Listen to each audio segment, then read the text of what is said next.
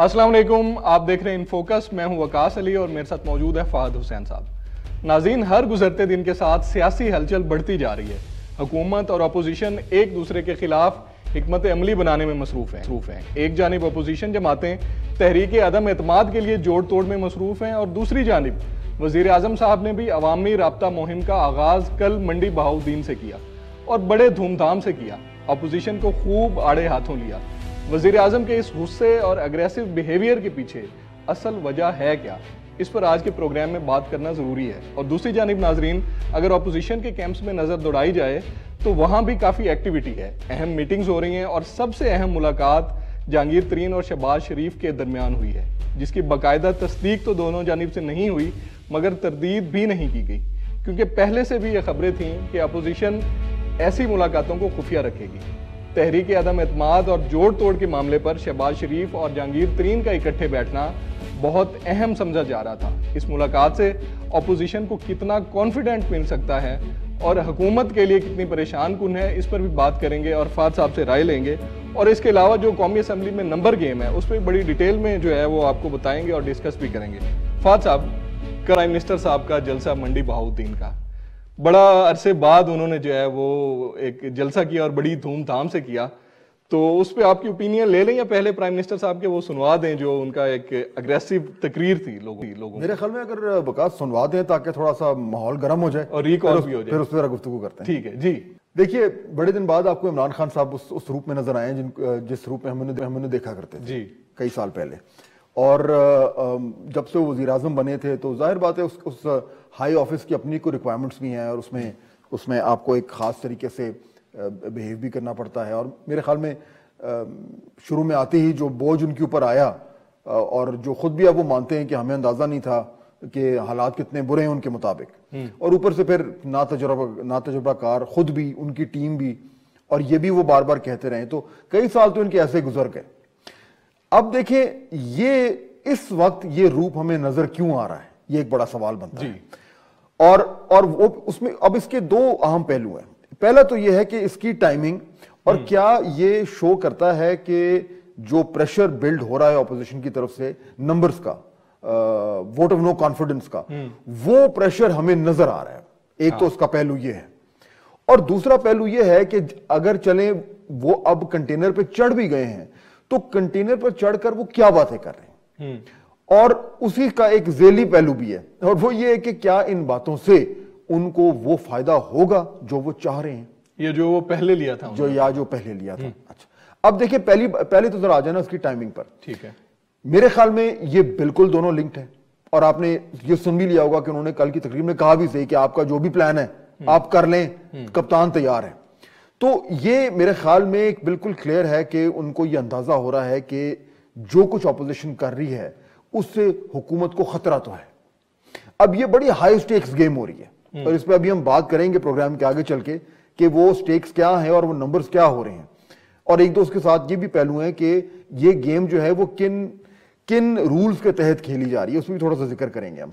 लेकिन ये बात तो बिल्कुल क्लियर है वकास कि ये जो एकदम पब्लिक आउटरीच हो रही है, इसका डायरेक्ट ताल्लुक ये है कि इमरान खान साहब जो हैं वो एक तासुर ये दें कि मुझे कोई परेशानी नहीं है, और अगर मेरे पे ये दबाव डाल रहे हैं तो मैं उतना उन पे और दबाव डालूंगा।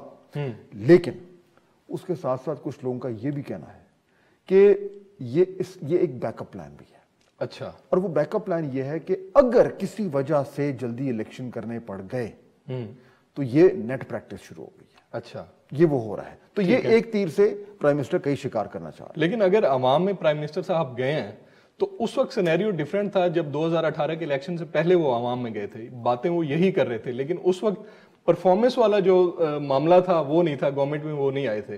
तो आज अवाम ने पहले तो ये पूछना है ना कि आप 3-3.5 साल आपने हमें क्या दिया है जो अब हम आपकी बात सुने। बिल्कुल, देखिए ना, ये जो बातें वो आज से 3-4 साल पहले करते थे तो बड़े नारे लगते थे जी, यानी अपने जो मुखालिफिन हैं उनके नाम से उनके नाम बिगाड़ना, उनको कहना जिस तरह का कि जी भगौड़ा है तो फलाना है, इस तरह की बातें करना। वो पहले हमारे यहाँ इस तरीके से जलसों में, जुलूसों में, पब्लिक डिस्कोर्स में इस तरह की जबान इस्तेमाल नहीं होती थी।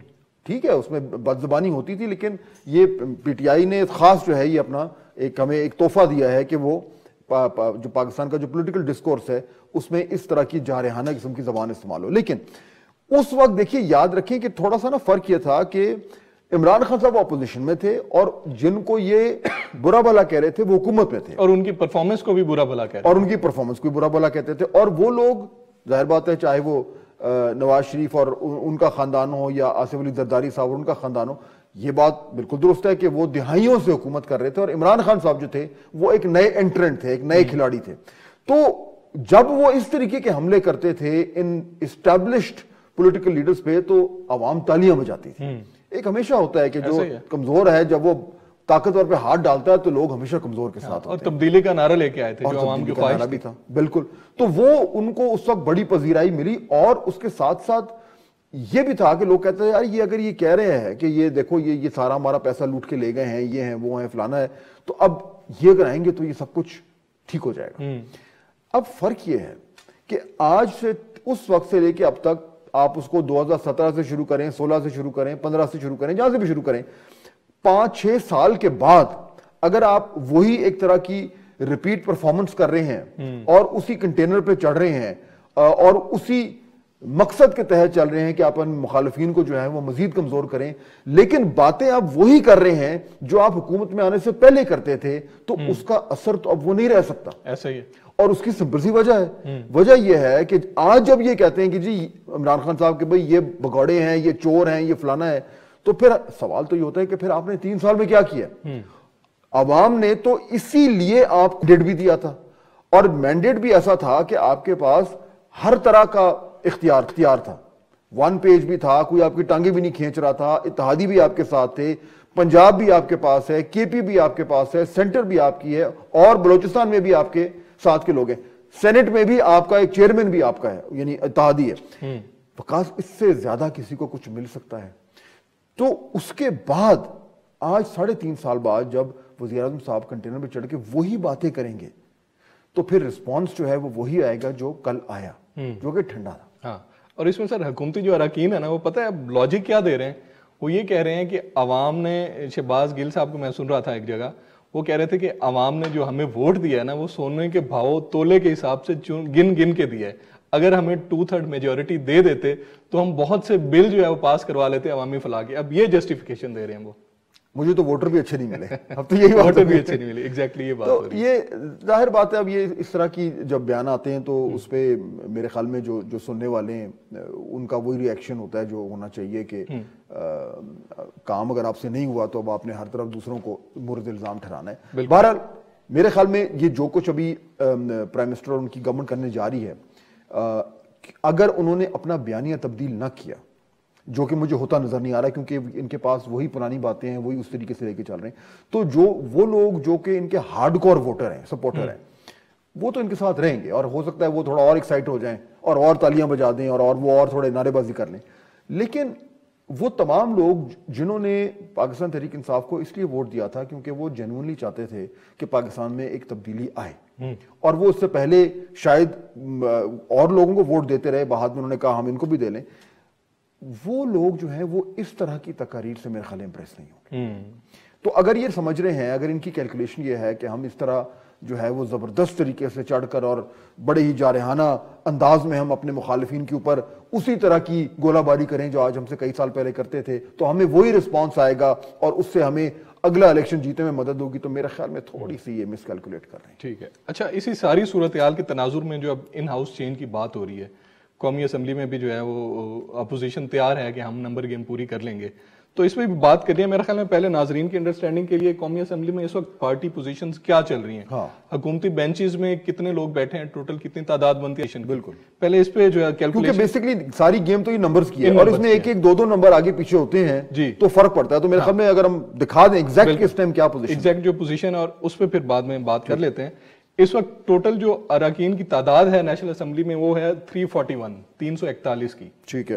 342 ٹوٹل ہاؤس ہے, لیکن 5 ایک دن پہلے ایک ڈیتھ ہوئی ہے, ایم این اے تھے پی ٹی آئی کے, حاجی خیال زمان ہنگو سے. ٹھیک ہے. تو 341 کا اب اس وقت جو ہے وہ وہاں پہ تعداد ہے, اور اس میں جو تحریک انصاف کے اراکین ہیں وہ ہیں 155, ایم کیو ایم کی تعداد ہے 7, پاکستان مسلم لیگ کیو 5, بلوچستان عوامی پارٹی 5, GDA 3, عوامی مسلم لیگ پاکستان جو شیخ رشید صاحب کی پارٹی ہے وہ 1, جمہوری وطن پارٹی 1 اور آزاد 1. یہ ٹوٹل بنتے ہیں 178 جو حکومتی نشستوں پر جو بینچز پر بیٹھے ہیں 178 ہے. ٹھیک. اس کے بعد اگر ہم بات کریں اپوزیشن کے اراکین کی, یعنی 172 جو ان کو چاہیے جو اس سے یہ 6 زیادہ اس سے زیادہ جی.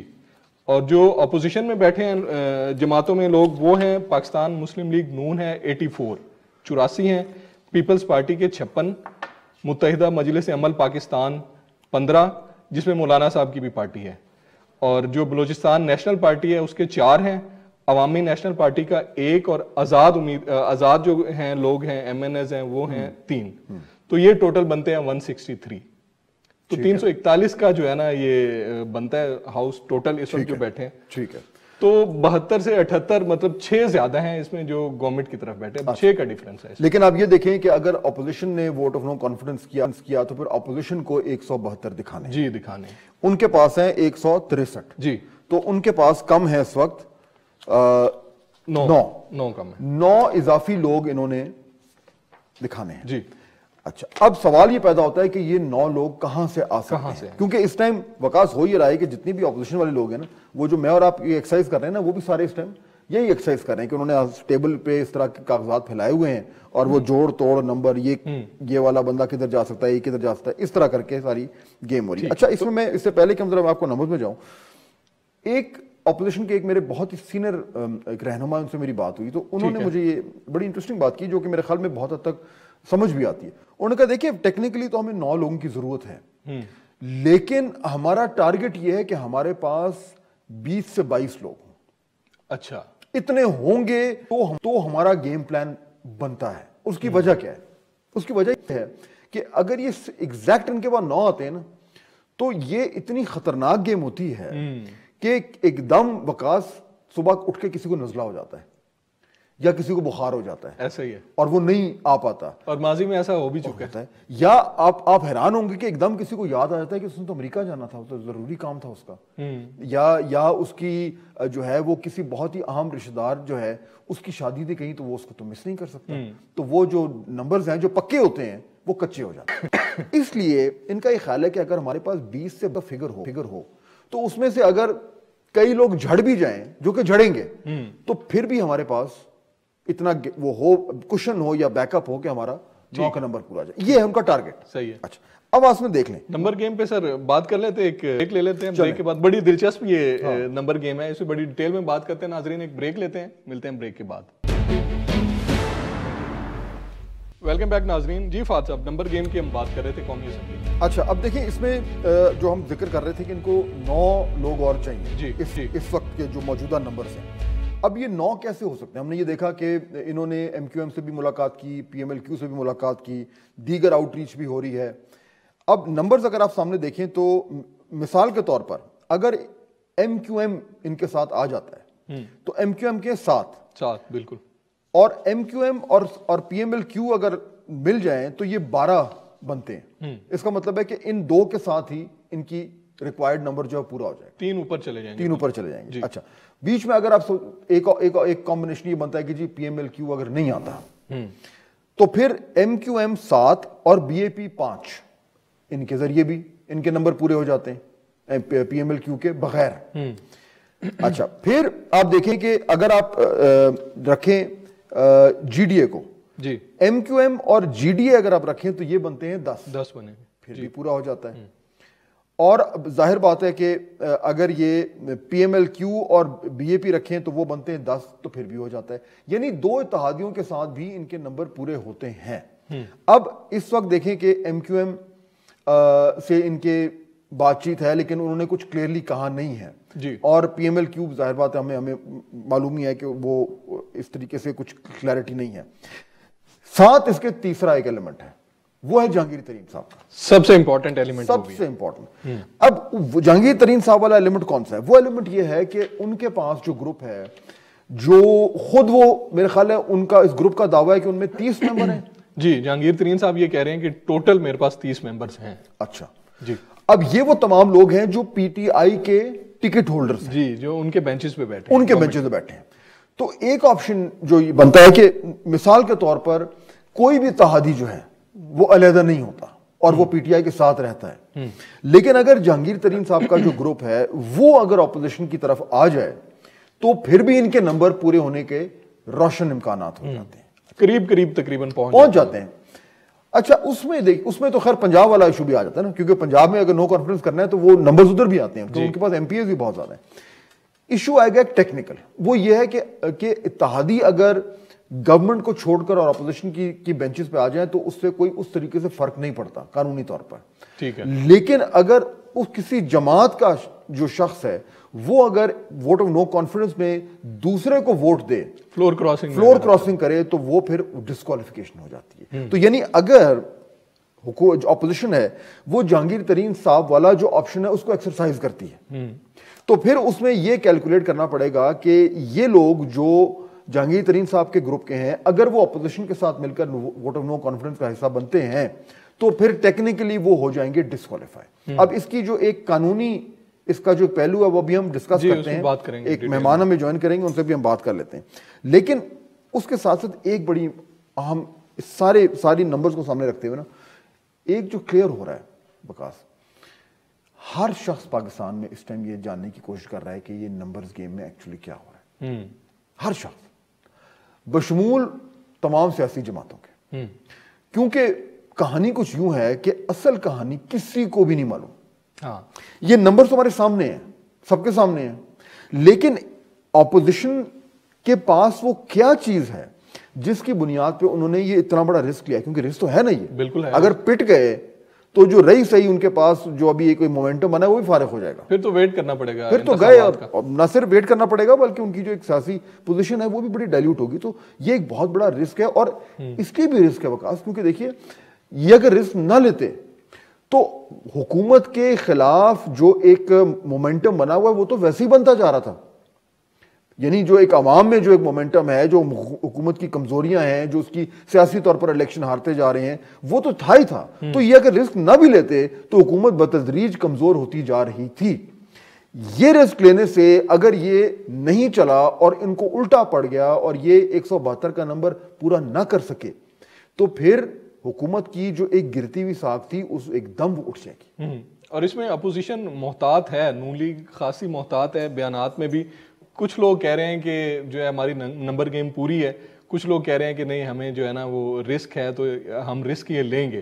تو اس پہ رانا ثناء اللہ صاحب نے کل جیو کے پروگرام میں شاہ زیب خانزادہ صاحب سے بات کی تھی، تو ان کی وہ بات سن لیتے ہیں، اس کے بعد مریم صاحبہ نے بھی ایک بات کی تھی، وہ سن کے پھر آپ سے اس کی رائے لیتے ہیں۔ سر، رانا صاحب کہہ رہے ہیں کٹ آف فگر اچیو ہو گیا اور مریم صاحبہ کہہ رہی ہیں کہ یہ رسک ہے اور ہمیں لینا ہے۔ دیکھیے یہ بات تو ٹھیک ہے کہ یہ رسک ہے اور مریم صاحبہ کا کہنا بنتا بھی ہے، لیکن رانا صاحب جو بھی کہہ رہے ہیں کہ اچیو ہو گیا، یہ مجھے اس لیے ان کی منطق اس حوالے سے ٹھیک لگتی ہے کہ اگر ان کو یہ کانفیڈنس نہ ہوتا تو پھر یہ اتنا بڑا رسک نہ لیتے۔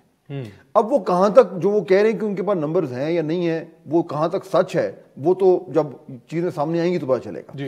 لیکن دیکھیے یہ بات صرف کلیئر ہے کہ صرف چند ایک لوگ ہیں جن کو معلوم ہے کہ اصل کہانی کیا ہے، یہ ساری اسٹریٹجی ہے کیا، کیونکہ یہ سارا کچھ جو آپ دیکھ رہے ہیں اوپن میں ہو رہا ہے، اس سے ملاقات، اس سے بیان، اس سے کچھ کہہ دینا کہ نمبرز ہیں ہمارے پاس نہیں ہیں، یہ تمام چیزیں پبلک کنزمپشن کے لیے ہیں، اور اس طرح کے جو معاملات ہوتے ہیں وہ پبلک کے سامنے نہیں ہوتے، اور اگر ان میں سے کچھ چیزیں لیک بھی ہونی شروع ہو جائیں تو سارا کا سارا چیز چوپٹ ہو جاتی ہے۔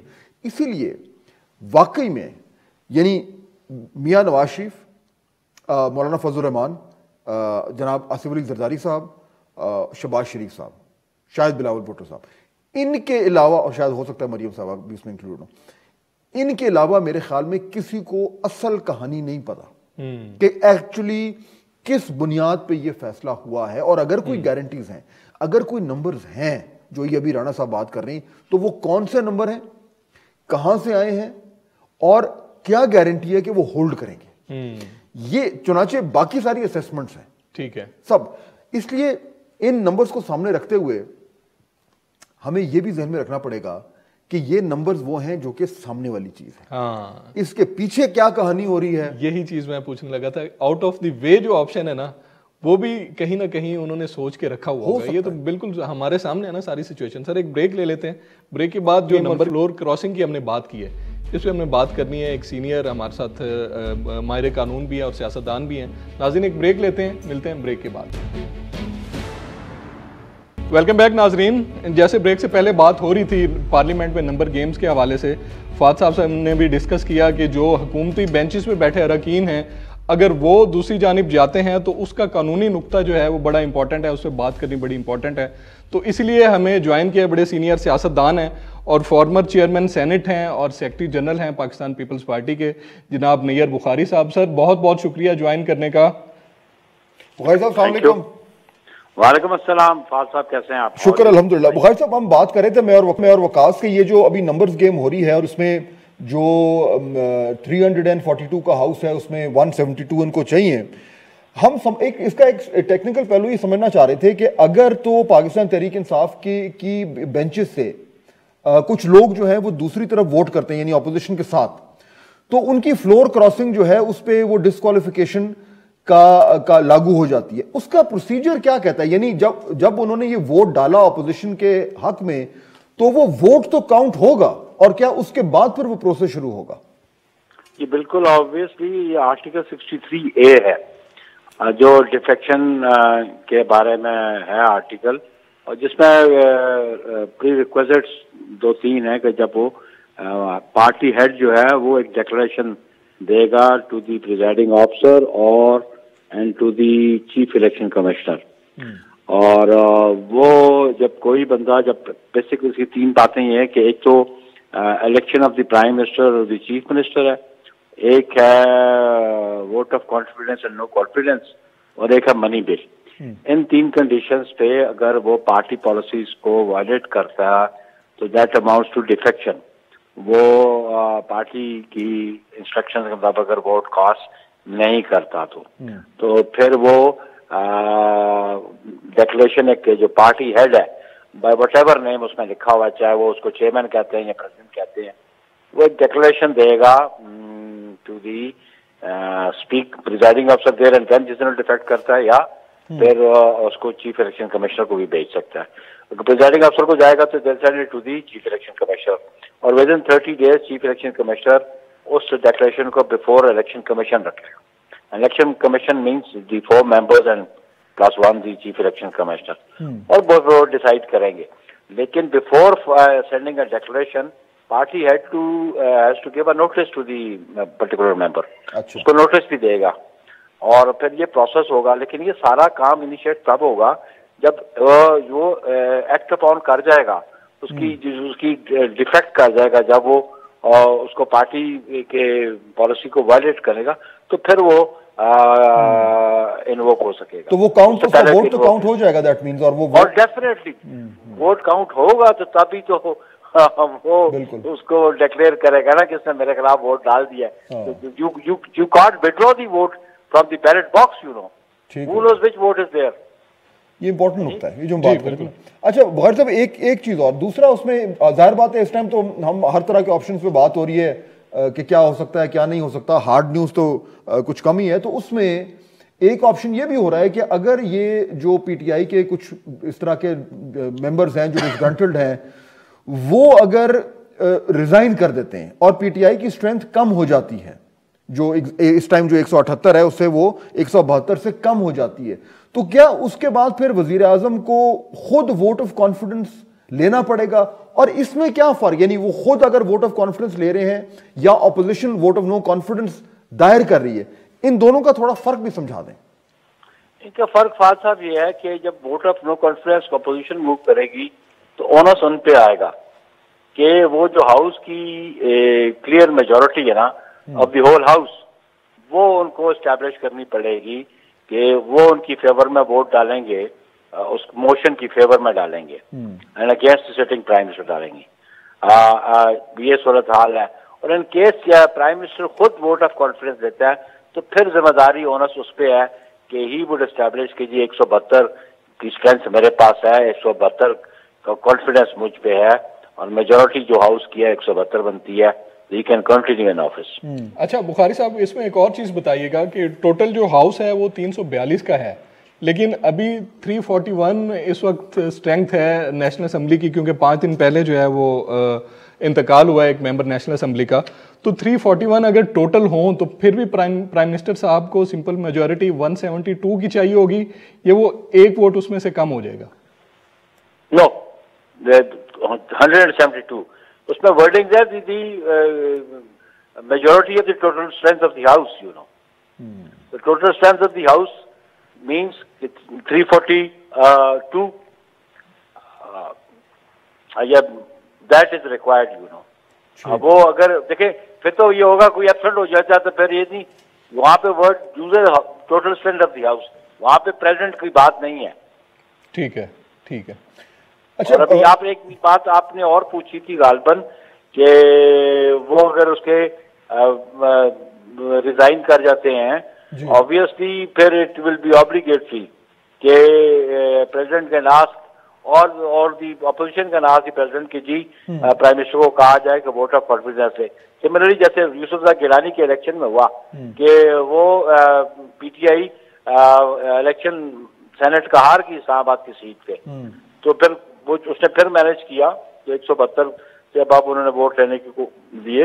اور پھر سیکنڈ ایک اور بات آپ کو بتا دوں, اگر نو کانفیڈنس ہو جاتا ہے اور پھر جو نیکسٹ انکمبنٹ پرائم منسٹر ہوگا نامینی جو اسسمنٹ کے بعد, اگر وہ 172 ووٹ پورے نہیں کر سکتا تو دین پریزیڈنٹ انڈر آرٹیکل 58 وہ announce the fresh election, he will go for the fresh mandate. وہ پھر یہ آئے گا. ٹھیک ہو گیا بخاری صاحب, بہت بہت شکریہ سر ہمیں جوائن کرنے کے لیے. فہد صاحب, بخاری صاحب جو فرمائے کہ اگر اراکین فلور کراسنگ میں آ جاتا ہے, وہ پرائم منسٹر بعد میں ایکشن بھی اس پہ لیتے ہیں, لیکن اس سے پہلے وہ جو ڈیمیج کر چکیں گے وہ تو اس کا الٹیمیٹلی فائدہ تو اپوزیشن کو ہوگا نا. نہیں دیکھیں نا, وہ تو اس سے تو کلیئر ہو گیا نا کہ جب وہ فلور کراسنگ بالکل لگے گی ان کو اور وہ بعد میں ڈسکوالیفائی ہوں گے, لیکن ان کے اس طرف آنے سے جو نمبرز گیم چینج ہوگی اس میں پھر ووٹ آف نو کانفیڈنس کامیاب ہو جائے گا, کلیئر ہو جائے گا. اس میں تو بالکل کلیئر ہو گئی یہ بات. بالکل تو یہ ہے, لیکن میرے خیال میں جو ہے وہ یہ بھی ہمیں کلیئر ہوتا جا رہا ہے کہ اب ان تمام چیزوں کو سامنے رکھتے ہوئے بہت سارے آپشنز ہیں جو اپوزیشن کے پاس ہیں. ٹھیک ہے, ان آپشن پہ سر بات کر لیتے ہیں, ایک بریک لے لیتے ہیں, بریک کے بعد بات کرتے ہیں اس پہ. ویلکم بیک ناظرین. فہد صاحب, ہم کچھ ایسے آپشنز کا بھی ذکر کر رہے تھے جو ڈسکس نہیں ہو رہے اور اپوزیشن وہ سوچ کے بیٹھی ہو سکتی ہے. جیسے کرکٹ میں کہتے ہیں کہ یہ گگلی ہے, یہ ان سوئنگ ہے, آؤٹ سوئنگ ہے, تو کوئی دوسرا یا تیسرا بھی اپوزیشن کی طرف سے آ سکتا ہے. میرے خیال میں بالکل آ سکتا ہے, کیونکہ اب اتنا کچھ کیونکہ اپوزیشن نے داؤ پہ لگا دیا ہے تو انہوں نے پلاننگ تو اپنی اس طریقے سے کی ہوگی, اور اگر نہیں کی اور واقعی میں ان کے پاس کچھ نہیں ہے یا اس طریقے سے وہ چیزیں تھرو نہیں آتی تو پھر یعنی بڑی حیرت کی بات ہوگی کہ اتنے ایکسپیرینس اور تجربہ کار سیاستدان جو ہیں, نواز شریف صاحب ہو گئے, زرداری صاحب ہو گئے, مولانا صاحب ہو گئے, یہ یعنی ان کمزور بنیادوں پہ انہوں نے اتنا بڑا سٹیپ لے لیا. لیکن وہ بہت مختلف آپشنز ہو سکتے ہیں, کس قسم کی وہ ڈیلیوری ہو سکتی ہے. لیکن اگر تو ان کے پاس یہ نمبرز آ جاتے ہیں, بیسکلی اگر ہم کریں نا تو ان کے پاس دو براڈ آپشنز ہیں. اب تھوڑا سا ہم اس کو جسے کہتے ہیں نا کہ ایک خلاصہ دیتے ہیں. ایک ہے ایلائز کا, اتحادیوں کا آپشن, ایک ہے پاکستان تحریک انصاف کے اپنے بندوں کا آپشن. یہ دو آپشن. اگر اتحادی موو کر جاتے ہیں تو گیم بن جاتی ہے, یا اگر وہ پی ٹی آئی کے اپنے لوگ موو کر جاتے ہیں تو ان کی گیم بن جاتی ہے. اچھا, اب جو پی ٹی آئی کے اپنے والے لوگ ہیں اس میں بھی دو طرح کے ہیں. ایک وہ ہیں جو جہانگیر ترین گروپ کے ہیں, اور دوسرے وہ ہیں جو اپوزیشن کہتی ہے کہ وہ الگ سے بھی ہمارے ساتھ رابطے میں ہیں, الگ سے بھی, جس میں اس دن کسی نے کہہ بھی دیا تھا کہ اس میں کئی جو ہے وفاقی وزیر بھی ہیں. اب وہ ہے نہیں ہے, وہ الگ بات ہے. تو اب یہ جو تمام تر کمبینیشنز ہیں, اس میں کہاں پہ کدھر یہ جڑ رہے ہیں, یہ ہو رہی ہے اصل گیم. اور اس میں ہر جو آپشن ہے اس کے ساتھ اس کی کچھ قانونی پہلو ہیں جن پہ ابھی ہم نے نیئر بخاری صاحب سے بات کی, اور کچھ اس کے سیاسی پہلو ہیں. یعنی یہ والا جو ایلائز کا ہے اس کا تو یہ کہ اچھا جی اگر وہ موو کرتے ہیں تو پھر ایلائز کیوں موو کریں گے, اس میں پھر ایک اسٹیبلشمنٹ کا رول بھی آتا ہے. لیکن اگر آپ صرف پی ٹی آئی کے لوگوں کی بات کر رہے ہیں تو ان میں اسٹیبلشمنٹ کا تو چلے رول آئے گا, اس میں پھر ان جو انفرادی وہ جو لوگ ہیں ان کا آئے گا کہ وہ کیوں موو کر رہے ہیں. انہوں نے اپنی سیاست کو بھی دیکھنا نا, اس کا فیوچر کیا ہے, اور وہ کیا ہے کہ انہیں ٹکٹ چاہیے. سب کو معلوم ہے خاص طور پہ پنجاب میں کہ جی پنجاب میں اس ٹائم نون لیگ کا وننگ ٹکٹ ہے, پی ٹی آئی کا نہیں ہے. تو کیا نون لیگ جو ہے وہ ان اتنے لوگوں کو اکوموڈیٹ کر سکتی ہے؟ یہ بھی وہ کیلکولیشن اور نیگوسیشنز ہیں جو عین ممکن ہے کہ چل رہی ہیں, بلکہ یقینی طور پر کہا جا سکتا ہے کہ چل رہی ہیں. اور آپ کو یہ بھی یاد ہوگا کہ احسن اقبال صاحب نے ایک انٹرویو میں یہ کہہ دیا تھا کہ جی ہاں ہمارے لیے یہ بات تو ضرور مشکل ہے کہ جو ایسا حلقہ جہاں پہ ہمارے اپنے لوگ موجود ہیں اور وہ ہمارے ساتھ کھڑے رہیں, ان کو ہٹا کے اور ان میں سے کسی کو ٹکٹ دیں تو یہ تو بڑی زیادتی ہوگی. لیکن انہوں نے یہ بھی کہا تھا کہ ہمارے پاس اس طرح کی بھی وہ یعنی ڈیٹا ہے کہ وہ حلقے جہاں پہ ہمارا امیدوار کمزور تھا اور جو وننگ کینڈیڈیٹ تھا پی ٹی آئی کا وہ بہت زیادہ طاقتور تھا, اور تو پھر ہم ان حلقوں میں جہاں ہمیں ضرورت ہے ہم اس طرح کی کچھ جو ہے وہ ارینجمنٹ دیکھ سکتے ہیں. تو انہوں نے بھی اپنے آپ کو فلیکسیبل رکھا ہوا ہے. اس لیے صورتحال بہت زیادہ کمپلیکیٹڈ ہے لیکن اتنی ہی زیادہ دلچسپی ہے. اور اسی طرح جس طرح آپ بات کر رہے ہیں جہانگیر ترین گروپ کی, پنجاب میں اگر ہم دیکھیں 1 بائی 1 پارٹیز کا کہ پی ٹی آئی کے ساتھ تو اب جو ان کی دوریاں ہو گئی ہیں وہ مشکل ہے کہ پی ٹی آئی کے ٹکٹ پہ وہ آئیں, اور جو عوام کی بھی جو ہے وہ پلس ریڈ کر رہے ہیں وہ لوگ. اس کے بعد جو ہے فواد چودھری صاحب تو آج کہہ رہے ہیں کہ جہانگیر ترین صاحب کہیں نہیں جائیں گے, وہ ہمارے ساتھ رہیں گے, پتہ نہیں وہ کیا سوچ کے کہہ رہے ہیں. اور اس کے بعد اگر پیپلز پارٹی کو دیکھیں تو وہ بھی پنجاب میں اتنی زیادہ مقبول جماعت نہیں ہے کہ وہ اس کے ٹکٹ کے لیے لوگ آگے آئیں. اور نون لیگ آج آگے آپشن رہ جاتا ہے جس میں وہ کوشش کریں گے کہ ہمیں کوئی ایڈجسٹمنٹ ہو جائے. لیکن نون لیگ کے لیے سب سے بڑا خطرہ تو یہ ہے نا کہ ہمارے جو پرانے کارکن ہیں جو 4 سال سے ویٹ کر رہے ہیں, تو ان کو ہم سائیڈ لائن کس طرح کر سکتے ہیں؟ یہ بڑا چیلنجنگ ہوگا. یہ چیلنجنگ ہوگا اور اسی لیے میرے خیال ہے نون لیگ نے بہت حد تک یہ دیکھا ہوگا کہ وہ کون سے لوگ ہیں جو ہمارے پاس آ سکتے ہیں اور ان کو ہم کس طریقے سے ایڈجسٹ کر سکتے ہیں. لیکن اس میں ایک پہلو اور ہے, اگر ہمارے پاس ٹائم ہے تو 1 منٹ ہے ہمارے. دیکھیے یہ جو جہانگیر ترین صاحب بھی جو دیکھ رہے ہیں یا باقی لوگ بھی دیکھ رہے ہیں, یہ صرف ووٹ آف نو کانفیڈنس کو نہیں دیکھ رہے. اگر آپ پوری طور پر ایک سیاسی صورتحال دیکھیں تو اس میں اگر یہ ٹیبل ہے وہ سیاسی صورتحال تو اس میں ایک ڈش ہے وہ ووٹ آف نو کانفیڈنس ہے. ٹھیک ہے, اب یہ اس وقت تو سامنے ایک ڈش ہی ہے, لیکن یہ جو ساری کیلکولیشنز ہو رہی ہیں, ساری جو پلاننگ ہو رہی ہے, یہ اس بنیاد پہ ہو رہی ہے کہ نہیں کل کو پورا دسترخوان چینج ہونا ہے, ایک نئی بساط بچھنی ہے, آگے کیا ہونا ہے, کس طرح کی گورنمنٹس آنی ہے, کس طرح کا ارینجمنٹ ہونا ہے. وہ تو یہ جو کیلکولیشن ہے صرف نمبرز تو فوری ہیں, نمبرز کے آگے جو کچھ ہونا ہے اس کی بنیاد پر بھی بہت سارے نمبرز کے فیصلے ہونے ہیں. اس لیے یہ کمپلیکیٹ تھوڑا سا ہوا ہے, اور میرا خیال ہے یہ نیگوسیشن عین ممکن ہے بھی چل رہی ہوں. آپ کو کیا لگ رہا ہے اگلے آنے والے کتنے دنوں میں, 15-20 دنوں میں, 1 مہینے میں؟ میرا خیال ہے مارچ سے آگے نہیں جائے گا, یہ مارچ سے آگے, کیونکہ اس کے بعد الیکشنز آ رہے ہیں, پھر رمضان آ رہا ہے, تو اور اپوزیشن والے بھی کہہ رہے ہیں کہ اتنا لمبا اس کو کھینچ بھی نہیں سکتے, تو مارچ کتنا دور ہے, بس آنے والے 23 مارچ کی جو ان کی لانگ مارچ کی ڈیڈ لائن ہے اس سے پہلے امکانات ہیں کہ کچھ ایسا ہو جائے. بہت شکریہ فہد صاحب. امید ہے ناظرین آپ کو آج پسند آیا ہوگا. کل تک کے لیے اجازت دیجیے. اللہ حافظ.